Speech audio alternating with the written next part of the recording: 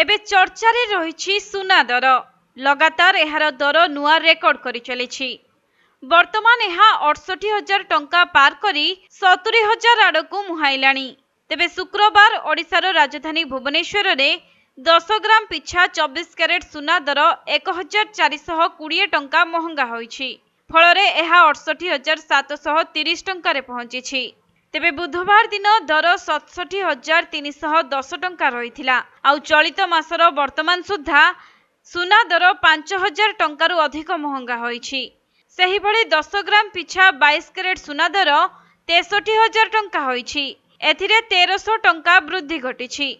सेहिपरि रूपा दर भी वृद्धि हेउथबा देखिबाकु मिलिछि, जहाकि राजधानी भुवनेश्वर रे किलोग्राम पिछा रूपा दर 300 टंका महंगा होई 80,800 टंका रे पहुंची।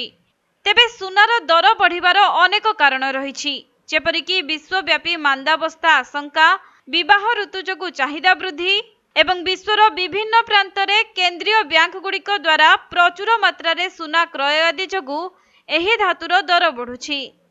बजार विशेषज्ञ अनुसार आगामी दिन में सुना दर रे वृद्धि धारा जारी रहिबो। एथिसहित चलित वर्ष शेष सुधा 10 ग्राम पिछा एहार दर 75,000 टंका पार करिपारे।